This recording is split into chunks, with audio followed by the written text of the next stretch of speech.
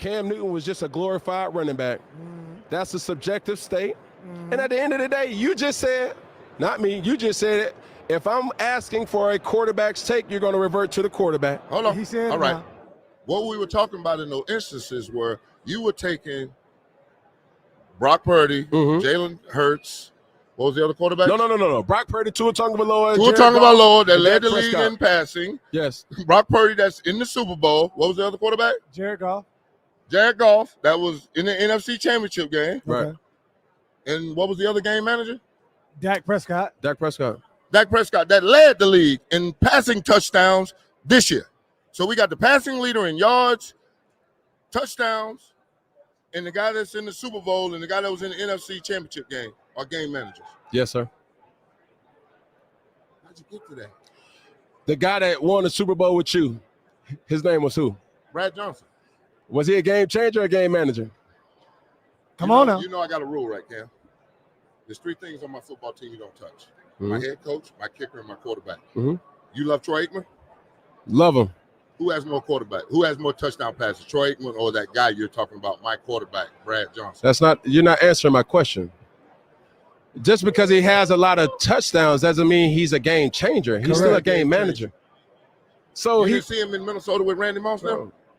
You didn't see him in Washington with. I'm gonna let you finish. I just want to make my point. And he drove them, and the only reason he got beat because he was with us, and the ball, the guy fumbled the field goal at the end of the game. We beat him 14-13. The year I went to the championship game and lost to the greatest show on turf against Marshall Faulkner. St. Louis Rams. Yeah, that's what I'm saying. Right. In '99 year, Brad Johnson was in my stadium, had me on the ropes, 13-0, and all of a sudden we came out of nowhere, scored 2 touchdowns, and they lined up for the game-winning field goal, and the damn holder messed it up. Right. But that don't make him a game changer, though, bro. This is what I'm trying to tell you. World champion. I understand The that. man's a world champion. What about a man's world championship or gold jacket that you can throw dirt on to say about it? Hold on, stop. No. I'm saying you're talking about a game changer. The man won the greatest game we know. And in that game, you had a ball right in front of you, and you didn't stick your nose to go back and get it after it came out your hand. Right. Oof. But I think you're regurgitating my information as a knock on his play. I think of that Tampa Bay Buccaneers team as a defensive team. But I'm not because of but listen, I'd have made you make your point. It's not because of Brad Johnson, though. You see what I'm saying? That's my take. It's a defensive team that was led by Brooks, right? Yourself, Barber. Like, it's a whole slew of talent that I think about before I think about Brad Johnson. I know. So that's my point when I'm saying about San Francisco. Numbers, right? I'm thinking about San Francisco 49ers. This was 20 years ago. Yes, sir. 20 years ago. 21 now. Okay. Can you do something for me? I got you. Can we look in the numbers? Yes, sir. Let's look at it. Quarterback driving this thing up and down the field, throwing 2 touchdowns to Keenan McCardle on Charles Woodson. Yes, sir. With Rod Woodson in the backfield. Yes, sir. What part of it my quarterback didn't change about the game? You know, when we think about them quintessential quarterbacks, you're one of them. Because why I call you a glorified running back? Because you attacking these guys. I'm not attacking them. No. Well, you call them game man. That's not attack. No. It's a style of play. That's a style of playing. What? But There's you're no such thing as a game manager style of play.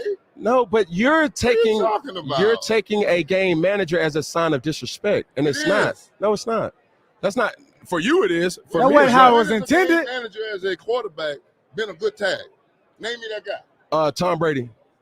Tom Brady, the greatest of all time with 7 Elite. championships. Is a game manager. He's an elite game So manager. I didn't hear you say I have them in this game manager category because the top game manager is Tom Brady. No, but I don't have The greatest airtime. game- Well, Street. Well, we're gonna call that boy out now. Street. You on mute. Street. Had to put my dunks on. Real quick, man. Before we get into this, man, I got intrigued. And shout out to the Discord. Shout out to Chuck. Put that thing in there for me. I just saw this. Let's do our welcomes and then we'll get into it. Welcome everybody to Hayes Street. We live from Tokyo, baby. We live from Tokyo. Hey, it's not. Hey, konnichiwa, my brother. Konnichiwa. So anyway, real quick, man, I gotta say this. Shout out to everybody, man. Shout out to all the members. Shout out to the teammates on this side. Shout out to the villains over there on that side with my man Street. Y'all check out the Discord we got rolling. It's in the description over here. Street, anything you want to plug, and then we'll get into this game manager versus game changer. No, you want to become a description. You want to become a description. All you gotta do is apply. If you want to become a villain, man, it's in the description section on my side of the video. If we haven't explained to y'all that these videos are running simultaneously on both of our channels. Me and Hayes, we want to do something for a long time. I don't know how effective it is, but it's running on both channels. You know what I'm saying? And we just gonna give y'all some content, bro, every day. And I know y'all appreciate it. But if you want to become a villain, it's in a. If you want to be a part of IOD Squad, that's where you come watch us invest and make trades, and you can copy the trades. That's also in the description on the Footballville video. All right. So all you gotta do is look at the video, look at the label right under the video. You can see if you're on Hayes side of the street or you're on Street side of the street. Them people flying down there, man. How fast these people driving, man? Hey, dog, it's Tokyo, baby. Tune in, Tokyo. Tune in, Tokyo. What? The people are walking normal speed, but them cars are moving pretty fast. Hey, dog, that's what cars do, I guess, dog. They ain't got no Tesla. They ain't got no speed limit. Hit the gas. Look how wide the streets are, too. Like, look how wide the streets are. Anyway, know, man, right? matter of fact, you talked about IOD and investing, man. How much we up to now? Because I think we want to buy this corner. That's why we go all over the globe and we look at these properties. And me and Street are looking to do some real estate investing. And I think we about to buy this shopping center that right over your shoulder there, man. And yeah, dog. We ain't playing, dog. Pay me my yen. Is it yen? Is that what they use over there? Yen? Yeah. We're gonna buy a real Chinese food place, man, and realize that they ain't making ribs in Tokyo.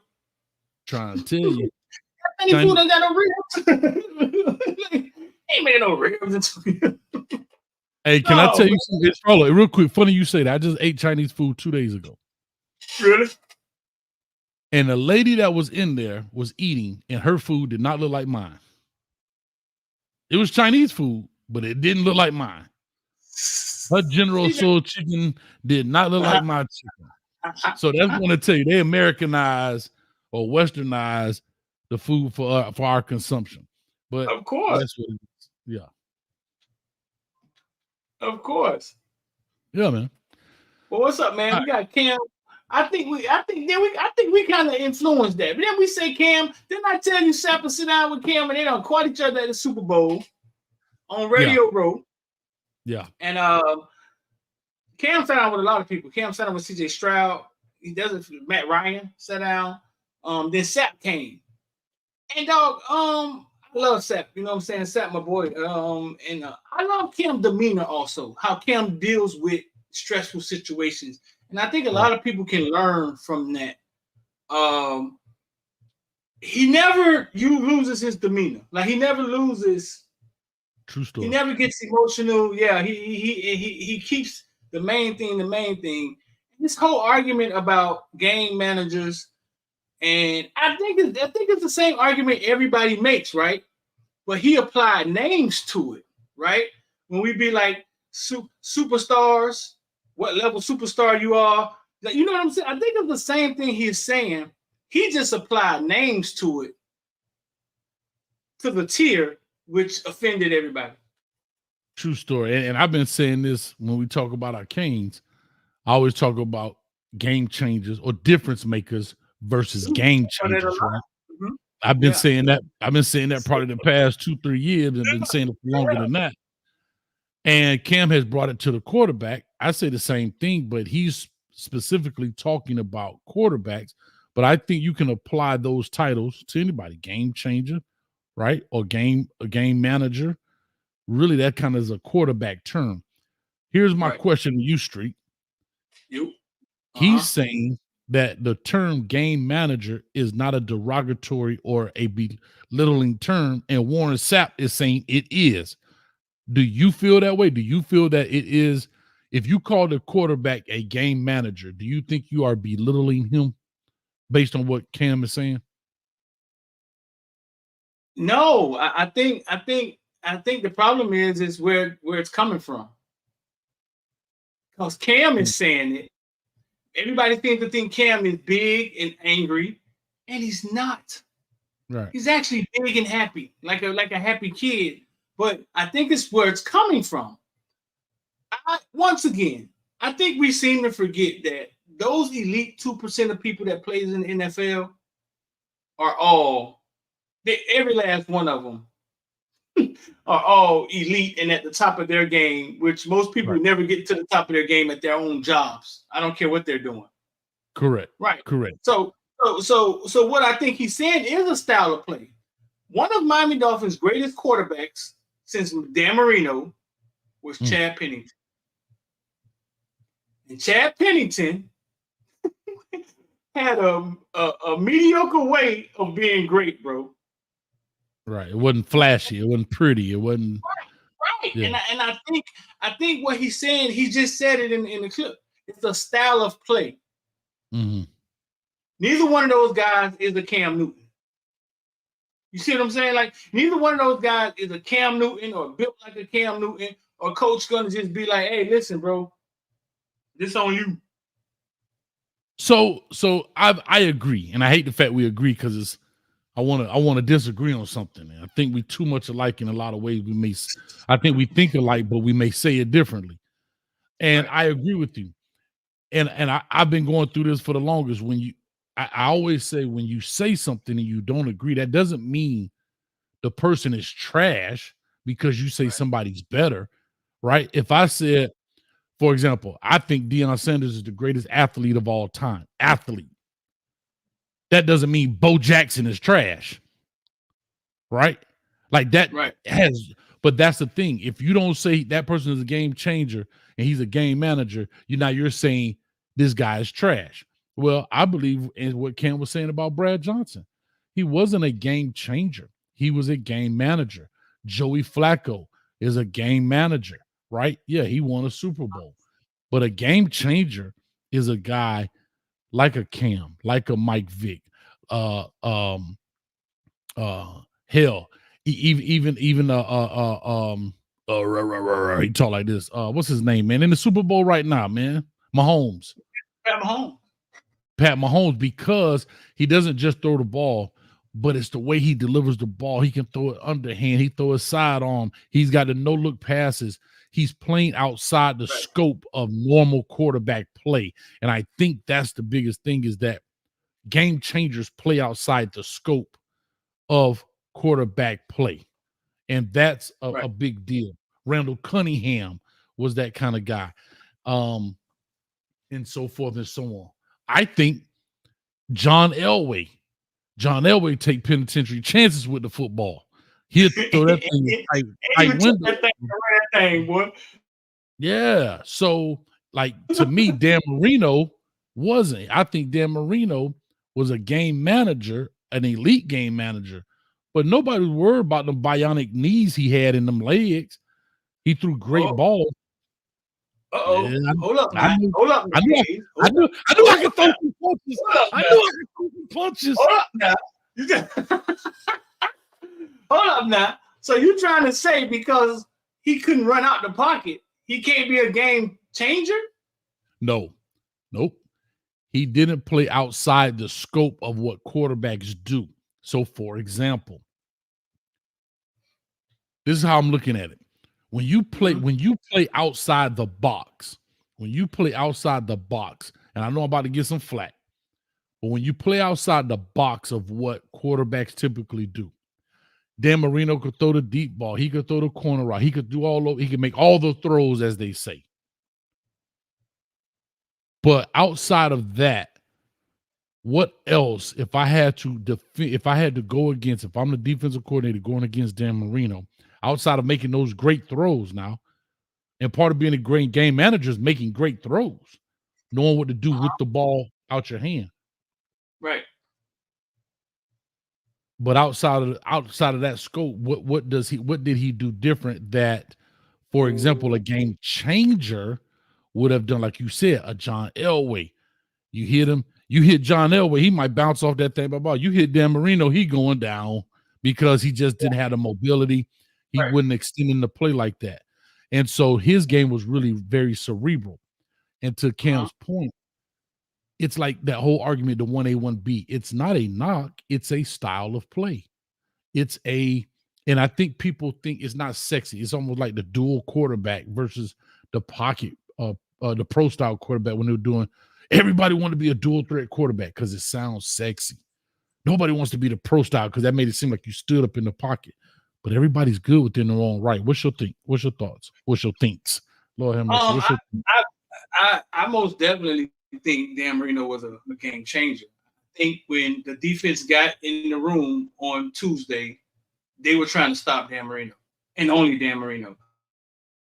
I think Dan Marino arm talent was 3rd and 15. I remember 3rd and 15 being like nothing.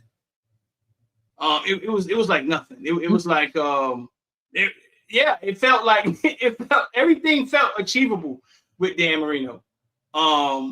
So I think you got guys who have arm talent at that elite level to where it's like his arm is the weapon. Like you have guys that have played in prolific offenses, right? And Tom Brady, he definitely was a game changer. And he was I'm with Cam. I think he's the ultimate and the elite game manager. I believe if you go look at Tom Brady, pull up his stats, he only averaged 10 yards a pass, maybe 8. Yeah, but it's mine. It was his mind. And that's what game changers have. I mean, game managers have. Their cerebral is their superpower. But when you look at Mike Vick, his ability is his superpower. And that's what makes you the game manager is that Ken Dorsey, for example. Ken Dorsey was a great game manager. He knew how everything worked. He knows where everybody belongs. He did and he knows who to get it to. Like that's what makes, I think, the game manager is the cerebral. It's not the arm as much as it is here. And for the game changer, it's the guy that, because like you said, dog, they're the 1% of the world that's playing this game. Yeah. So it's the we forget how good some of these guys are in college, and then they get to the league and they're just names, right? But we forget how in front of 100,000 people how they ran down on teams. You know what I'm saying? But no, Hayes, I disagree. I think when your thought process is that of Tom Brady, when your memory is that of Tom Brady, right?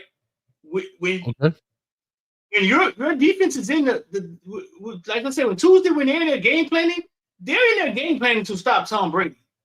He is the weapon. Like he is the problem. Dan Marino was the problem. We didn't have a running back. We had 2 nice wide receivers, right? But Dan Marino was the problem. Like on 3rd and 15. And again, I'm not disputing that. Right. But I agree with that. But you're also not trying to stop 4 different elements of him. You're not trying to stop the pass, the run, the scramble, get out the pocket, the ability to extend the play. I'm just saying, see all these things start stacking. Your thing was when you look at Tom Brady, okay, what do I have to, where can I play the game so he doesn't get the ball to an Edelman or to a Wes Welker quickly or blah, blah, blah, blah, blah, or now to a Gronkowski and so forth versus, okay, if this play breaks down, now what is part 2 of this defensive scheme in the same play? If the play breaks down on Tom Brady, for example, he's going to find the scramble. He's going to find maybe a guy to scramble drill. Edelman knows, cut the route, boom, hit the scramble drill, get open, he'll find the guy. Cool. But if Lamar, if Vic, if even Josh Allen, those type of guys, not Dan Marino, I just said his name, John Elway. It's a whole different dynamic. And so this was great argument. He calls it play 2. Like it's 2 plays. It's like the first play when it break down. Now it's the second play. That's what you're talking about. You're talking about like now you got this second play. Now he's out the pocket, and Zay Now Flowers it's is running somewhere else. You know what I'm saying? Like, right. If Dan Marino get out the pocket, if Dan Marino got out the pocket, he's got about, if he steps up in the pocket and makes a move, you better just cover for another second and a half before somebody get up on him. But if Vic get out of the pocket, he can run down the line of scrimmage, extend the play, and if you get too deep, the scramble drill, you get too deep, now he's got this void in here, and he can take off and get another 30, 40, if not take his 60. Like, I don't know. It's just a great argument, and I think it's a no-win argument. I think it's a no-win argument. I think I remember, and we can move on after this. We can get into the top running backs of 2024. I remember one night watching Jared Goff versus Lamar Jackson. Lamar Jackson's second year. And that was the first time I felt like a pocket quarterback was handicapped. Watching Lamar Jackson on the other side. It felt like Jared Goff could only do, if nobody was open, we was punting the ball. That's what it felt like. Watching Lamar, it felt like it was options. Like it was options. And that was the first time I felt like a pocket. Think about what I'm saying. That was the first time I felt like that pocket passing quarterback who's always been the standard of the football game. It felt like he was missing something compared to Lamar watching that game.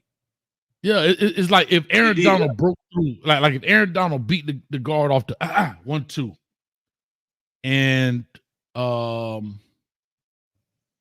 do I say? And I don't know. We pick a guy today, right? I don't know. Tom Brady's back there. It's probably a sack or a throw, because he's smart enough, a throwaway. But if Aaron Donald get through there, you got a quarterback like, say, Lamar. I'll keep it modern. You got a guy like Lamar. He may be able to step out of that, extend the play, and the play is not dead on the back end. Yeah, you see what I'm saying? Yeah, Aaron Donald was probably instructed to not even engage. Like, wait till you get back up. He's probably instructed to not even, like, hey man, just keep him in front of you, dog, until you get. Right. If you get a chance to hit Tom Brady, boy, tuck your napkin in, get your knife and fork. We finna eat. You know what I mean? Right. Dog, one of the most amazing things about Lamar to me was that I always questioned. I knew he was great, but I always questioned, once he got to the NFL, will the speed catch up with him? And bro, he plays with defenders at the NFL level, which I don't know how amazing you guys understand what we're talking. The elite of the elite gets in the backfield, and it seems as if Lamar doesn't sweat. He doesn't, and he plays with elite talent at the NFL level. Like he toys with them. Yeah, so we don't normally throw a lot of comments up because this is a quick show, but I think this is very important. That's what they call me. They call me Coach Hates. Cuban Kane did exactly what I think Warren Sapp did to Cam. Coach Hates just started watching football. Hating on Dan won't be allowed. I'm calling the show. And I know Cuban Kane, we good, and there's no issue, but nowhere did I hate on Dan Marino. I just said he wasn't a game changer. I never said he wasn't the greatest quarterback to ever play for the Miami Dolphins. He wasn't a top 10 quarterback. We were just talking about style of play. And so again, and that's the perfect example. Thank you, Cuban Kane. I knew I could always count on you. I'm gonna start calling you the calculator because I could count on you, baby. Appreciate it. But that's a perfect example. Dan Marino stand. I ain't agreeing with that. Dan Marino was the problem. He was throwing dudes open. He was throwing the dudes that wasn't open. Like he was the problem. Well, yeah, but And then, of course, right, here's a perfect example to that. Well, if he did all that, then why you don't have any Super Bowls? But I'm not going to do that because, that's always the argument. That's the next step. It's a team award. That's a team award. I hate the Super Bowl argument. It is a team award. All right? I hate it. We're gonna matter of fact, we're gonna come up with that one of these shows here soon about that. Yeah, we're gonna have that conversation. I hate that argument. That is a team award. Yeah. I'm gonna watch the rest of this as well. Especially in that thing. So I literally saw the first minute of it, and after he started talking about you call me a glorified running back, blah blah blah. That's all I saw prior to even putting this up. I literally saw this at like 6:57 on the thing. So I don't even know how much more they have to talk about. But let's get into the topic of the day, man. We're already 25 minutes into this deal, man. Shout out to everybody who came through. Make sure you hit the like, share, subscribe button. We are dual streaming live here on Coach Hayes Football, as well as my man Footballville over there. So if you're on my channel, slide off right quick and slide to Footballville and hit the subscribe button. And if you're on Footballville, slide off right quick and come on over here and hit the button if you're not already a member, which you should be, man. Come on, we're on the corner of Hayes Street. So how you want to start this thing off, man? You want to just I got it. So basically we did some research and looked and see who was going to the NFL draft, who wasn't going to the NFL draft, and we picked the top 10 running backs returning college football. Gotta love it. And in the comment section, let me know who you guys think should be on this list, or who you think is one of the top running backs returning to college football. Because a lot of names that had good seasons last year wasn't even close to some of these dudes that's on this list, dog. Yeah. I don't know if some of them just they taking the whole workload. I don't know if some of them they're getting all the carries and the rest of the running backs hurt somewhere in the infirmary. But some of the top running backs we saw play last year didn't have half the numbers of some of these dudes on this list, bro. I'm telling you, and they were productive though, and that's the guys that didn't even make the list were productive in their own right. But statistically speaking, blown out the water, man, blown out the water. So go ahead, man. You got. Oh, I gotta add it. I'm sorry. You want me to add the list, or you want to just talk about it? How you want to do it? You got it. Go ahead, add it. Let's see what it look like. All right, let me go ahead over here. You might press Control and roll the mouse up. Make it bigger. Ooh, boy, you control and roll the mouse up. I don't think I ever did that before. Trying to show you something, dog. That's why I'm here, dog. I'm here to teach you, dog. Hold down Control. I do that. I do it on the. Just hold the mouse over the picture. Hold down Control and roll the mouse up. Roll the wheel up on the mouse. I don't know what I just did. Hey, don't go too fast. Now you blow it up too fast. Is it getting bigger? No. Nah, you tripping. I'm blowing up everything but that. All I see is a big StreamYard duck now. I don't make my screen 500%. Hold up, man. Let me get this back together, man. Well, when you roll it should say reset. I think I know how to do it. I think I have it as well. Maybe I can work it on this side. Let me see. I can make it part of the stream. But anyway, for y'all that's in there, y'all can see. But Street, you done blew up the doggone thing. They can see it. I mean, can y'all see it? Now, it's probably too small for that screen. It's small on mine. I got a big monitor. Let me see if I can make this.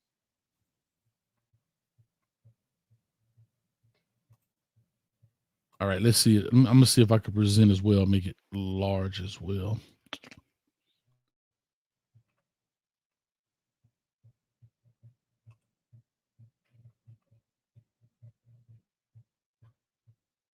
How about that? Is that better? There we go. All right, how about that? You made it bigger? Yeah. There it is. Some of them over here playing candy. Oh, I didn't even know you could do that, dog. Come on, man. I told you I'm here to work with you, dog. All right, here we go. Scroll up and down. I'm asking too much. Yeah. You asking too much. So let's do this. Let's start from 10. All right, we got 10 on the board. All right, so number 10. What you got up here, man? Travion Henderson, man. I'm a little disappointed. Henderson, dog. Let me see. Travion Henderson. You disappointed in Trey? Because when I did his high school breakdown tape, bro, his tape was ridiculous. And he hasn't really panned out to be the guy I thought he was going to be. He had some injuries and stuff, too, at Ohio State. But I thought he was going to be a straight killer. he made the list. Nah, yeah, but I mean, I thought he would have been up number 2 or 3. You know what I'm saying? Really? Somewhere around. I'm like coming out of high school. I think a lot of factors go into it. It's not just it's how many running backs you got in the backfield with you, how many 5 stars they trying to appease. You know what I'm saying? Because all these dudes carry. These dudes carry insane. So we got Trey Henderson, Ohio State running back, and he's not the only running back at Ohio State. But he had 156 carries, 926 yards, 11 touchdowns, 5.9 yards. He averaged 6 yards a carry. Mm-hmm. And Hayes, what you want out of him, Hayes? What Hayes want from the man? What you want? 8.3 yards a carry. Again. When you saw Travion Henderson coming out of high school versus a Devin Neal, who's number 2, who would you have thought would have had better numbers? That's all I'm saying. Like, so what I'm just saying, the expectation, I'm not saying number 10 out of all the running backs in the country. That's not bad. I'm not saying it's terrible, but I just thought that him coming out of high school, producing the way he did, I thought I don't even remember Devin Neal coming out of high school. I may be wrong. I don't even know what his ranking was. So yeah, Kansas, I could look it up. Huh? I say he at Kansas. You probably don't remember him coming out of high school. And so that's my point, right? Let me see.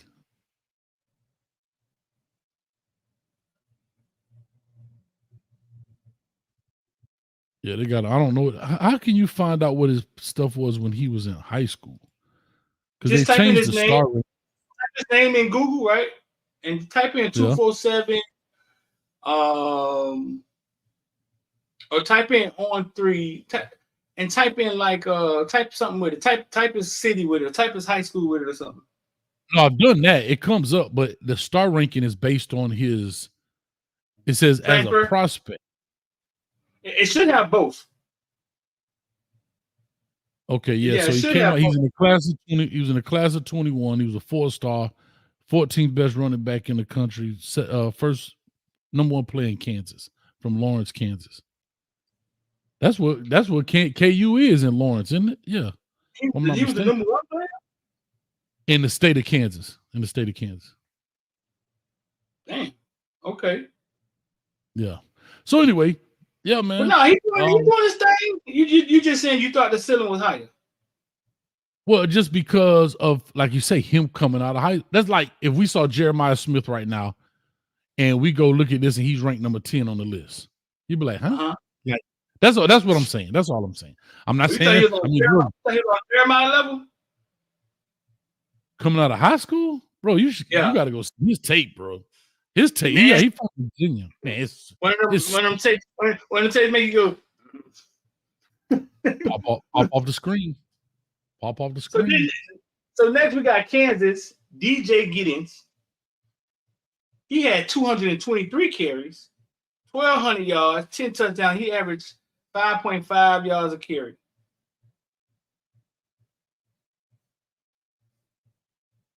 Okay. 1,200. These boy was 1,200 yards, but these boy was thumping, boy.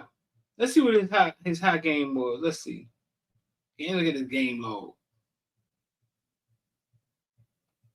And it's a lot of guys, man. It's a lot of guys. Like if you look in the comment section, it's a lot of guys that people look at and they're like, "Oh man, why my homeboy? I don't know. why your boy ain't make the list?" Right. Oh, of course, yeah. You're gonna get that. Mm-hmm. Well, that boy went for 151 versus NC State. Yeah, real quick. So while you're looking that up, real quick, somebody just put it in, and I remember that. What? He was the number 1 running back in his class, the number 1 player in the state of Virginia, and 11th best player in the nation. Travion Henderson. Yes, he was stank with it, but it was ugly. But now Giddens did a good job for Kansas State this year. I do the fantasy football league. So some people had him, and Giddens put some work in on that, man. So yeah, definitely he definitely made some noise, man. And next you got Katron Allen. Katron Allen, I think from IMG. I'm almost sure Katron Allen played at IMG. I think I covered him. At IMG. He averaged 5.2 yards a carry. He had 172 carries, 900 yards, and 6 touchdowns. And then next you got Taj Brooks. He was a gangster. Taj Brooks was toting that thing. But I think Penn State had 2 big-time backs, though. That's why his touchdowns weren't crazy. Some of it, when we got to the top guys, some of it was subjective. We had to kind of take that into consideration. You know what I'm saying? Taj Brooks, 290 carries. That boy carried about 300 times. Stank with it. Stank. 5'10", 230 pounds. Dog. What are we looking at, Hayes? He 5'10", 230. A cinder block running the football. That's what you looking at. A cinder block. A bowling ball. He's just rolling them down. Straight cinder block, dog. 1,500 yards. He averaged 10. He had 10 touchdowns, averaged 5 yards a carry. From but that boy 5'10", 230. So I want people to understand this. Cam Newton was playing 6'5", 230, 235. This dude 5'10", 230. 230. He is a muscle. He's just a muscle. Like, you know what I'm saying? Like, he's just a muscle. Like, his strength is once you tackle him, you can't tackle him probably. His strength is hit me. The strength. I'm trying to tell you, dog. He was dog. Imagine running up on that every play, dog. Bruh. Come on. That's nasty, dog. Then you got Auburn, Jaquez Hunter, who he's another one that split carries with another good back. He had 159. See, this is the difference in carries, dog. One had 300, and one had 159 carries. He had 900 yards, 7 touchdowns. He averaged 5.7 yards a carry. He was about to go to the NFL. He came on late because I had him on my fantasy, and he came on late. I had to get rid of him because they weren't even, bro. If you go look at the game splits. His first 4 or 5 games, he might have had 2. Go look at the game splits. I guarantee he had like 2 carries, 1 carry. Dude had like 13 yards. I'm like, maybe he was in trouble or something. Man, I had to get rid of him. You can't find out. You can't find out if they're in trouble on your fantasy league, huh? They just. Nah, well, no, not necessarily they're in trouble, but it was a thing of like, come on, bro, like where you at, baby? Like, and he was, coming back. Yeah, he had 11 carries first game. Nah, it looked like he just split. Right. So 11 carries, 9 carries. Then he had 19 carries. He just wasn't doing nothing. Georgia had 19 carries, 59 yards. LSU 7 carries, 16 yards. And then he started picking it up. Ole Miss, he went 15 for 91. Mississippi State, he put the thing on him. 17 for 144. Right. Vanderbilt, 19 for 183. Right. So he picked it up. He picked it up in the middle of the season. Now at the beginning of the season, he wasn't really, you know what I'm saying? He was averaging 3 yards a carry, 4 yards a carry. That's what I'm saying. I had to get rid of him, dog, because I kept putting him in the game. Bro, if you think about it, he wasn't shaking nothing, huh? Bro, and watch this. That first game against Cal, he had 11 carries, so he had 53 yards. That was 5.3 points, and he had no touchdowns.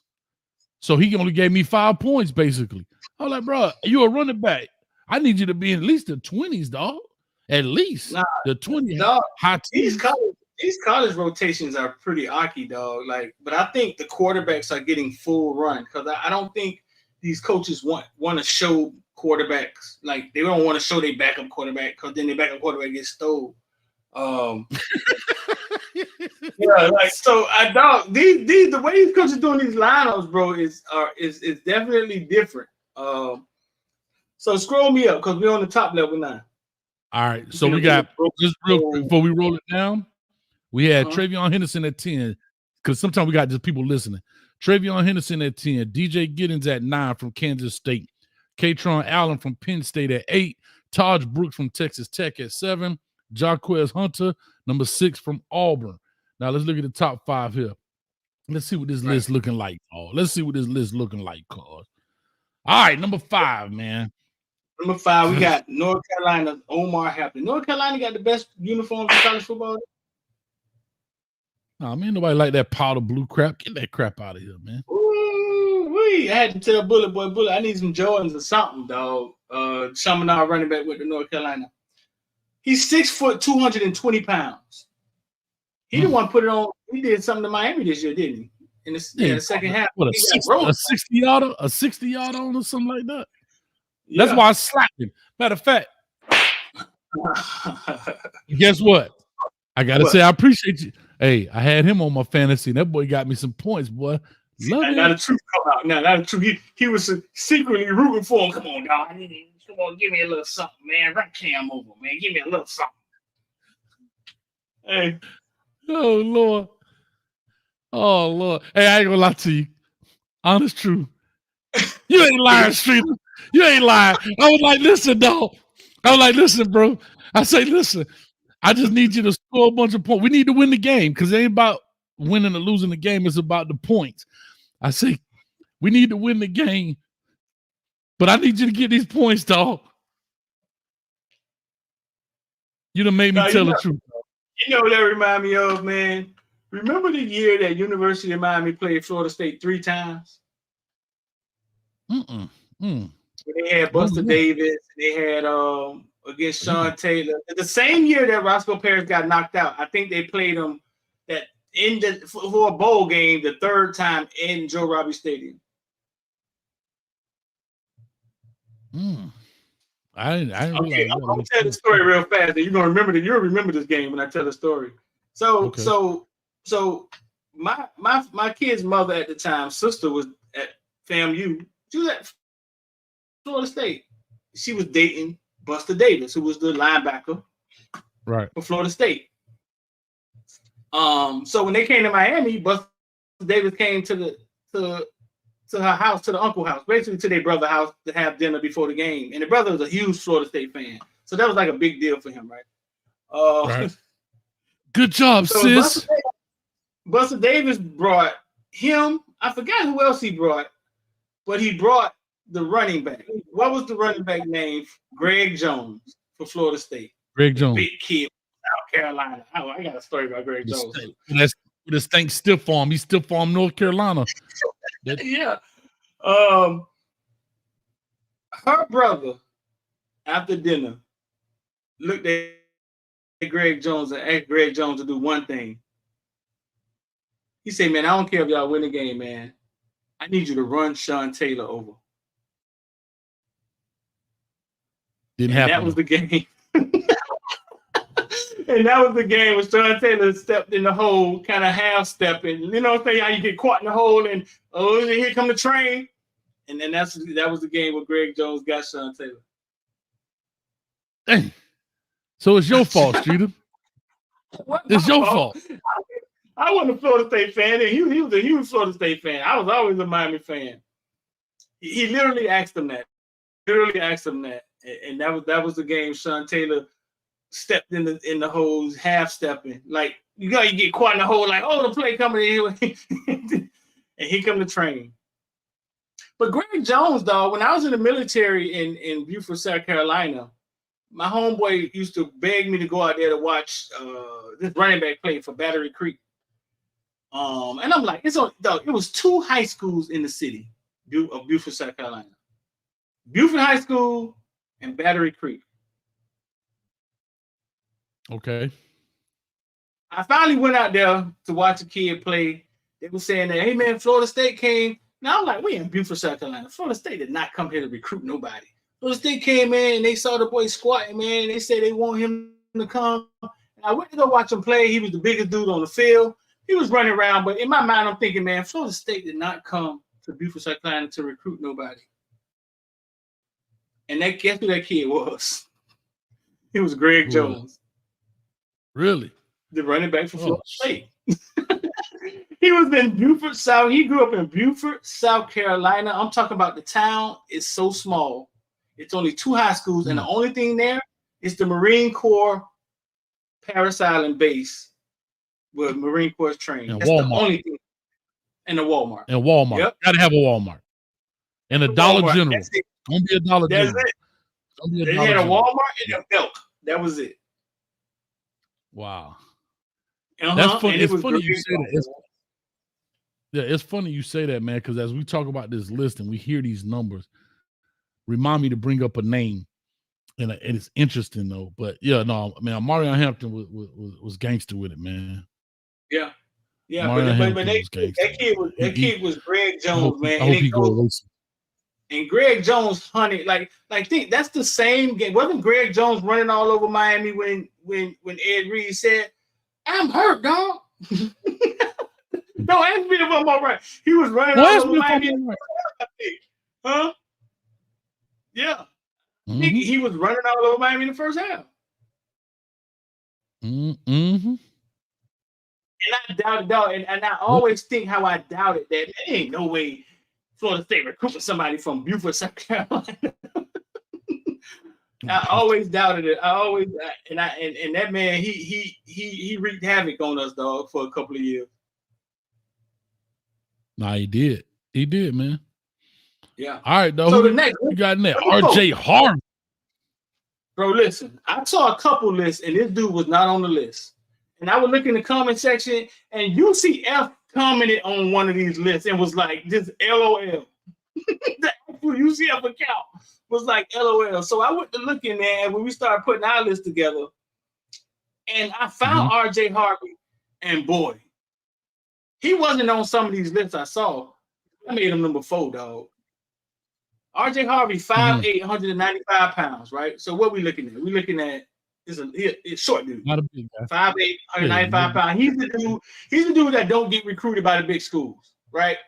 Correct. Running all over area high schools and don't get recruited. 220 yards, 1,400 yards last year. 16 touchdowns. He averaged 6.3 yards a carry, dog. Okay. All right. He averaged 6.3 yards a carry, dog. And they got him listed. I just going right quick. He was a 293rd best player in the state of Florida.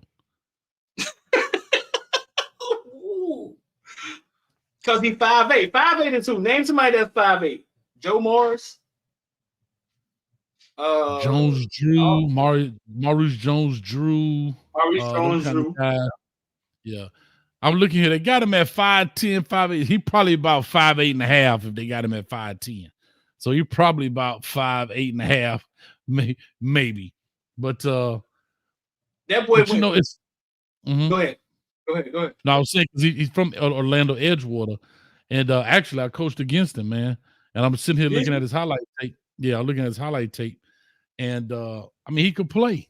He could actually play, and I always tell people it's amazing.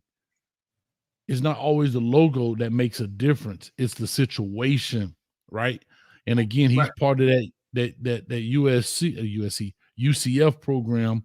You know, we just seen Gus Malzahn and so forth, but he came in what, 2017, 2018 kid? Yeah. 2020, 2020. So he would have been part of what, the last year of he would have been one of the last years of Josh Heupel. Right. If I'm not mistaken. Yeah. Go watch the highlight. Oklahoma State versus UCF. They beat Oklahoma State 45-3, dog. This man, and I'm sure this is why they beat him 45-3. This man went 24 carries, 206 yards. Go watch the highlight. It's around you. Definitely. They probably did not see that. Real quick. Chris says Travion Henderson should be on this list. He is on the list. He's number 10 down here. We just got it blown up so you can see. So guess what, Chris? You just told on yourself. You're late to the party, Chris. You're late to the party. Get in here at 7 o'clock, Chris. Good seeing you again, bro. Good seeing you again. But no, go ahead. You thought we was in here with a top 5 list? Yeah. He like, who the top 5 guys? All right, let's go to the most. Here we go. Number 3. We got number 3. Huh? Yeah. What's that? I was saying Quashon Judkins. I was saying this is an interesting, not his talent, but his decision was very interesting And it was I want to talk about that a little bit because I think he out of this top 10 list, he is the only transfer on this list from Right. Ole Miss to Ohio State. But go for it. And it was questionable. This one was kind of questionable too, because I mean, we know he's one of the top running backs in the country. He had he's 5'11", 210, 271 carries, 1,100 yards, 15 touchdowns. He only averaged 4.3 yards a carry. Quinshon Judkins, dog, I know some people close to the Ole Miss, and dog, they say his personality, bro, is just a bad one. I've heard that too. They say dog just, where's he from, man? They say dog just Pike Road, Alabama. They say he done dog. They say dog done made it already. Nigga, we made it. And they say he done made it already. He just say he's just trash people. Now go ahead. You say you had something about him? Well, no, I've heard that same story, man. That it's a lot of me in there, but again, that doesn't, so far as his contribution to winning, and I actually had him down, and he made some good contributions too when it came to the fantasy too, man. But he could play. You had him too? No, I think V12 had Quinshon Judkins, if I'm not mistaken. But anyway, I think he's a guy that can definitely make an impact. And him going to Ohio State is kind of funny. What does that say? Because now we have a Travion Henderson, and we're going to now have a Quinshon Judkins up here, right? We're talking about coming in next year. You know, they got a slew of doggone receivers. They got a slew of receivers up there right now, and then they just got Will Howard, the quarterback from Kansas State, up there. So I don't know, bro. It'll be interesting to find out. Because actually what blew Quinshon Judkins up was he was the two-headed monster back there after Dart. I think after Dart left, Lane Kiffin, everybody know he throw the ball around, but Lane Kiffin didn't have that quarterback. No, I'm sorry, it wasn't. Jackson Dart was there. What was the quarterback before Jackson Dart? I actually got an interview with the dude. Oh man, what was his name? They'll say it in the comments. Somebody put it in the chat. The fact finders. But anyway, after he left and he didn't, Jackson Dart wasn't really the guy quarterback. He became part of the two-headed monster in that room, man, at the running back, and he helped, Ole Miss win a lot of games, man. So yeah, he's gonna be a problem, man, especially at Ohio State. Matt Corral, yes, Matt Corral. Yeah, I actually interviewed Matt Corral. Oh, good, man. Matt Corral, yes. Next we have, and Kansas, dog. What Kansas keep getting? Kansas had a guy on our cornerback list. They keep popping up. Kansas got some ballers over there. I don't know if they're recruiting. I don't know what's going on. They got some NIL money, but Devin Neal, 5'11", 210. He had 200 carries. They one before we move on. They say Quinshon Judkins was complaining about too many carries at Ole Miss. Hey, that boy trying to get to the league healthy. So listen, Devin Neal, 200 carries, 1,200 yards. That boy load, that boy managing his load. You know what I'm saying? Boy, home talking, man. Pitch count. Yeah, y'all got to take a little off beat. 16 carries, and Devin Neal averaged 6.3 yards a carry, dog. And Kansas got sneaky good. Kansas got sneaky good because we were talking about, who was I talking to? Oh, I was talking to Rawhide, and of course they were doing the Colorado roster and stuff. And I said Kansas would be a 50-50 game for Colorado, meaning I'm not sure which way, but I went on with Colorado. And we ended up kind of diving kind of deep. And, you hear Kansas, you're like, yeah. I mean, hell, Les Miles went there and didn't win a game one season. But this new coach they have, I think Lance Leopold, I think his name is, he's turning it around. He's turning it around, and it's showing you with NIL and transfer portal, the parity that's coming. And it's showing you right now. So, yeah, shout out to them, man. Right. And so last but not least, we got Ole Gordon. That boy named Ole, boy. You know he from the old country, Fort Worth, Texas. Ole, going on out there and get us some wood, man. Wood job. We put in the wood fire tonight, man. Having some old drink some old bullshine. Ole, old best running back in Texas ever seen, boy. Y'all going out to see Ole show tonight. Ole had 285 carries. 1,700 yards, though. 1,700. 1,700 yards. 21 touchdowns. Ole was out there toting the rock, though. He averaged 6.1 yards. He averaged 6 yards a carry, 6.1 yards a carry. Dog, Ole was out there toting the rock, dog. That boy got more yards than some of y'all got square footage in the crib, boy. Y'all better be careful. 1,700, dog. Let's look at his game log. Let's see who he put it. He had to put it on a couple of teams. He gave BYU the business. 134 carries at BYU, 166 yards. He couldn't walk after that game. Cincinnati, 25 carries, 271 yards. But he Marshall Faulk numbers, boy. Hey, that boy had that 29 carries, Williams 280 carry. He's over Marshall Faulk numbers.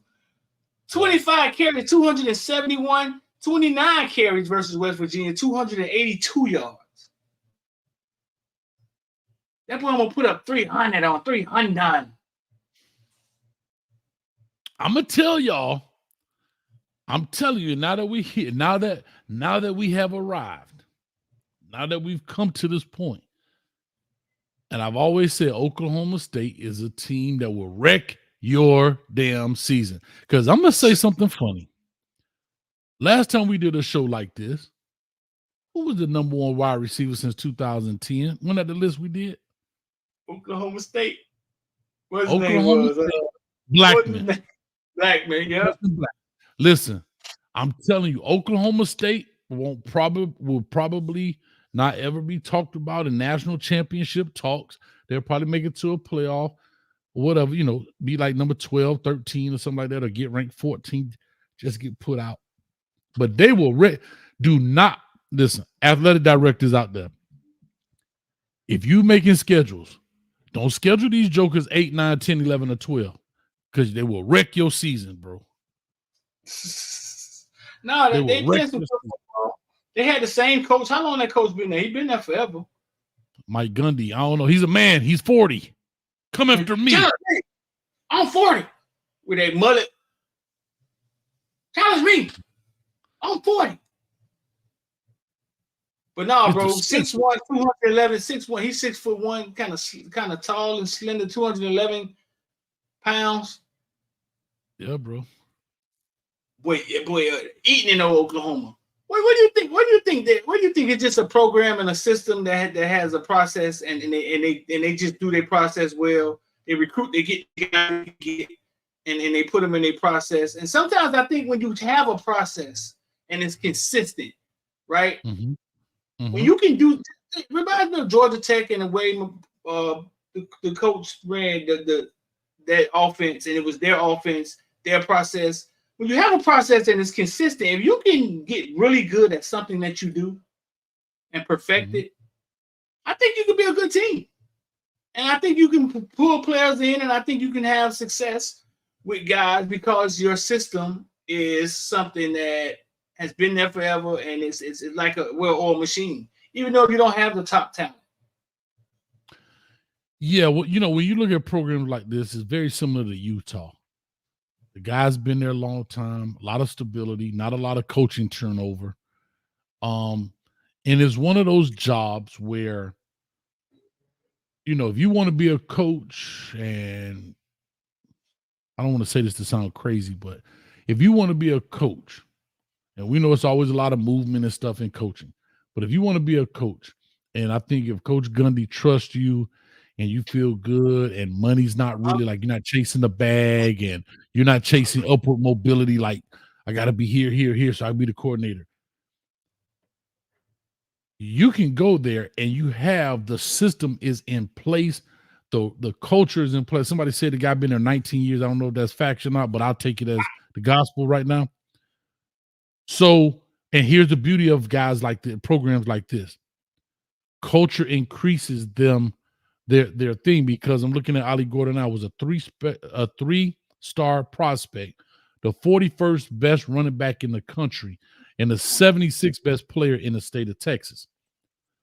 But he was 6'1", probably was about 6'1", 180 or something like that.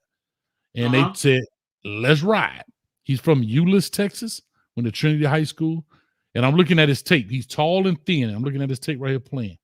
Tall and thin, didn't look great, but he plays within the system, man. And I'm telling you, those kind of dudes, Blackman, Shad just said Blackman was a 3-star. But the coaching continuity is there. There's not a lot of change. You know, they can coach that offense like the back of their hand while they sleep. You have guys that's going through the system who can help teach the young ones. And think about it. You're a guy like Ollie Gordon. You're a 3-star. I don't know what let me see what his recruiting profile looked like, because I want to see who else was offering him. See, perfect example. Oklahoma State, Brigham Young, Hawaii, Houston, Arkansas, which they probably weren't very good when he was coming out. Kansas, Missouri, Nebraska. No big-time programs were offering him, dog. Right. Hawaii, Missouri. Now, this is before Missouri has gotten better. SMU, San Diego State. So, Oklahoma State, the biggest thing you got. Let's roll. Yeah, though. Mike Gundy been there since Les Miles was there. Les Miles was there in 2004. Mike Gundy took over 2005. Been there forever. Wow. Yeah. So listen, if y'all want to look at these lists, they on the Footballville Instagram and Facebook. That's where these lists are coming from. We got other lists on there like this. But I think it's cool to do this, man, because you kind of because I got a lot of people saying, what about this guy? What about Mark Fletcher? And Mark Fletcher had a great year as a freshman.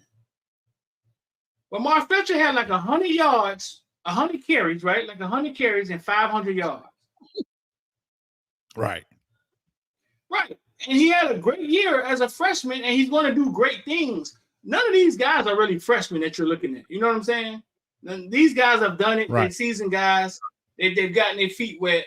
So that's the difference between potential. Like Mark Fletcher's going to do great things, but you're talking about a dude that had 290 carries.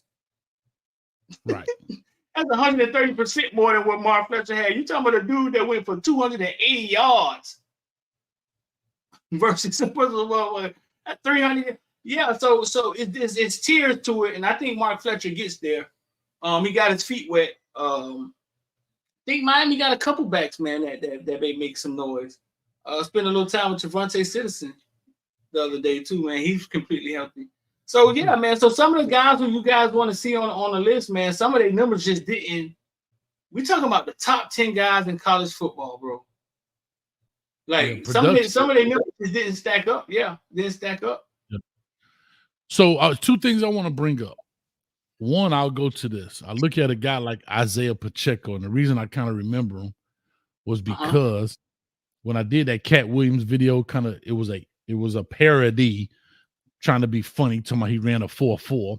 And of course, everybody in there was like, well, coach, a basketball court is not 40 yards. I was like, I understand. I was being funny.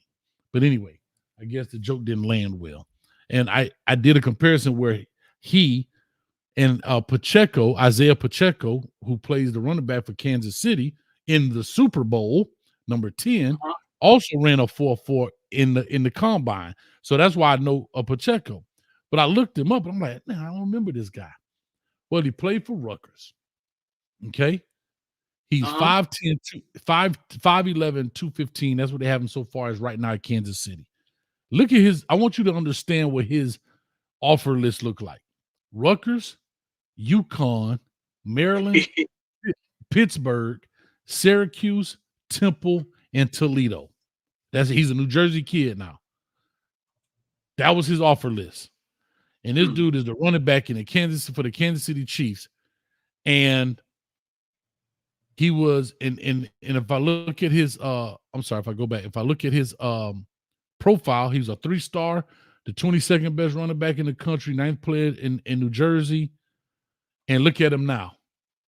So a lot of it is system, man. And that's why I try to tell these kids, I get the logo, but understand the system. The system is what's big.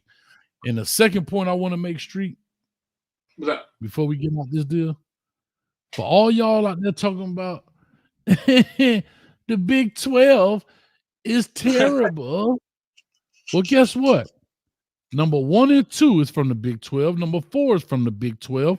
Number 7, number 9, and number 9 is from the Big 12. Bro, that's crazy.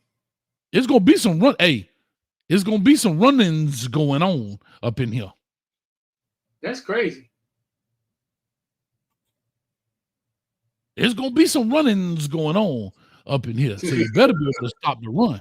That's all and I'm telling you, there's gonna be some problems. Now walk it off. That's all I can tell you. You understand me? But yeah, man. No, that's crazy. Let me get this thing up out of here, man. Uh-oh. Y'all done seen the secret sauce. Get out of here. We back in Tokyo. But anyway, yeah, man. Nah, that was a good list, dog. That was a good list. Great list. Let us know in the chat what you think. In there, man. If anybody can be shuffled around, what you think? Maybe 1 and 2 could. Let's just see your ideas. Because again, nothing's everything written in stone, but let's just see what y'all think. Spam up the comments. So listen, bro. I don't see how. Let's get on up out of here. You got your own see how? What you say? You left it at school. I left it right in the cafeteria at school next to the pizza. I don't see how. This is gonna be an inside joke, but I'm gonna let you go. I don't see how 11-year-old can invite me to. Hey, I don't see how a dude can get cussed out on the phone and don't even know he getting cussed out on the street. No, why you can't tell the story? Why you can't tell what happened? You could tell what happened, can't you? Nah, dog. I could, but I. Yeah, I don't see how 11-year-old go. I ain't have nothing to do with it. Gonna tell me to jump, they jump. She said jump. She said invited you to her jump. And tell the dude you talking to on the phone, he invited to my jump. I don't see how, dog. I don't see how that's going down at junior high school, bro. Oh my God. I told you, dog, it's crazy, bro. We crazy. You talk about a 12-year-old, dog. They preteens. But anyway, what I was gonna say, man. What's your I don't see how, man? I'm trying to I got a good one. I do have a good one. Run it. Let me hear it. Go. All right. I've been following this and I'm not understanding this. I don't see how Alex Baldwin is being charged for he was making a movie and he ended up shooting one of the, I'll just say, crew members. I don't know if she was a camera woman or whatever, and ended up killing her. He was making a movie and the gun was loaded with a real bullet. And I don't see how. Yeah. And they decided not to charge him. Then they've come back and now charged him with manslaughter. What? Yeah, go pull it up. Alec Baldwin, bro. So, that's the guy that does on Saturday Night Live. He's the one that dresses up like Trump and all of that stuff. And, the Baldwin family. But he was making a movie. I don't know if I forgot the name of the movie, whatever it is. And we've heard this before, right? Like we know Bruce Lee's son died like that, right? Brandon Lee died. I think it was Kiss of the Dragon or something. He was making a movie. I don't see how, first of all, guns are even functional on a movie set. They make fake money, right? They make fake money. Like they have movie set money where half of it's real, but the other half is like blank. It's fake money. With all the computer technology and CGI, you can make guns fire with the sound effects and all of that kind of stuff. Right. And not only that, they have protocols in place where there's actually a gun master on set who's responsible to check everything, blah, blah. But the gun shouldn't even, take the firing pin out. It shouldn't even, so even if a real bullet does get in there, it should be something whatever the case may be. I don't see how people are getting shot on movie sets in today's world, where it's not like, man, you know what? I got a gun that y'all can use in the movie.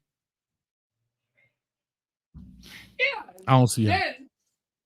I'm thinking over here. I'm trying to think like why, like what could happen on a movie set where they like, no, just use the real gun. Maybe the sound, maybe the. Bruh, this ain't making no sense like at all. Yeah, I mean they're actually real guns. They're supposed to have dummy ammunition in it and so forth. And now they said that part of one of the protocols is, even if you look at some movies, and I still don't understand this, but even when you look at some movies and they're pointing the gun at the camera, they're never pointing it directly at the person. They kind of point it off to the side of the person. But still, how do you make movies where you take a hostage situation and they got the gun to their head? So that's not always the case in certain movies. You know what I mean? Where you got a gun to somebody's head or whatever. But I don't understand how they can't, like, why are you, like, the firing mechanism, the trigger doesn't even pull, something to that effect. That's I just don't understand how in a movie world. Yeah, I'm not. Yeah, Hayes, we went to the moon allegedly. We got drones. I saw something the other day where they said like on construction sites in a couple of years it's going to be all drones building buildings. Mm-hmm. Yeah, 3D printed houses, dog. How are we using a real? How are there not a fake gun that looks real? How is there not a real gun with no firing mechanism in it? Like, I'm trying to understand that. All these things we see in movies that they create, backgrounds, sceneries, fake people jumping off bridges. How are we rolling in there with a real gun and saying, boy, hope it ain't got no bullets in it today. He went hunting this weekend. Like, and you have a gun master. You have, and here's one of the protocol is, before the scene is shot, the gun master checks it, the director checks it, and the actor checks it.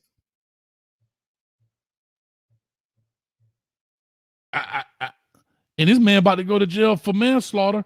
And the sad part about it, now I'm not saying he could not have put a bullet in there, but why, dog? Like what? Like why? Why would you put a real bullet in a gun on a movie set? Like I don't know. It don't make sense. No, it don't make sense to even have that threat there for something as simple as a movie. It don't. And it was like an old Western type. So it wasn't even like a modern gun. It was an old revolver. And then they said something about the gun was so old that the trigger mechanism fell out of it when the FBI went in and did testing. And it was just all bad, bro. It was all bad, bro. And I mean, unfortunately, that lady lost her life. And it should not have been her life. I don't know if she was a camera, remember, or what. Was it close range? He shot at close range? I would say, yeah, she wasn't part of the movie so far as an actor. She wasn't part of the movie as so far as an actor. She was like a crew member. I don't know if she was a camera operator or something. Whatever it was, she wasn't like an actor in the scene. So she was off camera and she got shot. But yeah, something's crazy about that, man. Hell, you could use BB guns that look real. None of that story, like none of that story adds up, dog, at all. Yeah, I don't know, man. What show? I don't see how, man. So we can get up out of here. Yeah, none of that. I don't see how. Drake album ain't doing too well. I don't know what's going on with Drake for him to have to put out old sex tape. I know the album can't be flunky. He wasn't hot, but it was a sex tape with himself. It's just him. It's just him it's just him in the bed playing around. These type of things always happen around album time for these guys. Always. That boy done tried to Kim Kardashian himself, dog. What is happening, bro? That boy said, you know what?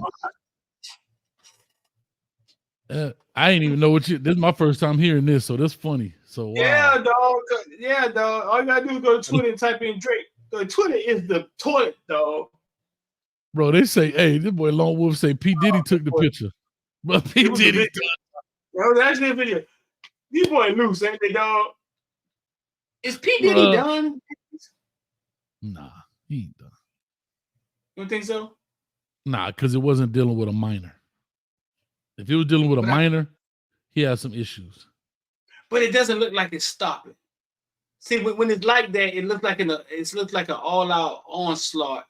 And then that's what I mean. I think somebody else is behind it. Like he's taking a hit now. Don't think he ain't taking. He's taking a hit.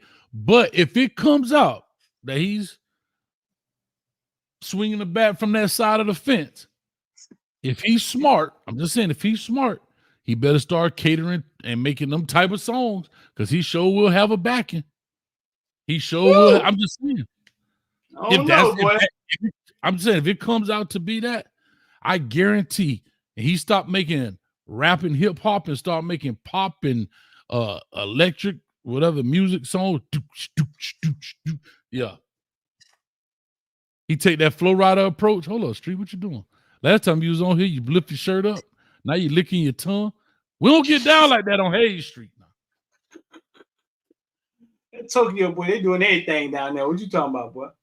Let's get on up out of here, man. I got me on some beef stew, Jamaican patties in there waiting on me, man. I'm in here playing around with I'll Be Sure. Get on up out of here, man. Hey, man, real quick, we finna be out of here. Y'all check it out, man. We're gonna be in the Discord tonight in the locker room. Y'all check it out. Y'all start jumping in now. If you want to be a member here or on street, on Hayes side of the street or street side of the street. Whatever. Go ahead and hit the doggone Discord. Street, you got your stuff. If you are a member, a current member, I had to learn this. Make sure you connect. Go to your settings, connect YouTube to your Discord, and it automatically let you through the back door. No, pause. Shouldn't have said that. It automatically lets you in the team locker room where it goes down. So around 9 o'clock, start jumping on in, and we'll do that, man. But other than that, Street, I'm out of here, man. We here every Monday through Friday, 7 p.m. Kinda. We're gonna be here though. 7 p.m. ish. 7 p.m. ish. So come on in, man. 7 p.m. ish. Right, I appreciate y'all, man. Peace, love, and hair grease. WRE's coming. I'm gonna finish up the last few, and then we done with the class of 24. And time to get on down to the class of 25, dog. All right, man. We out of here. Peace. Live from Tokyo. Tokyo.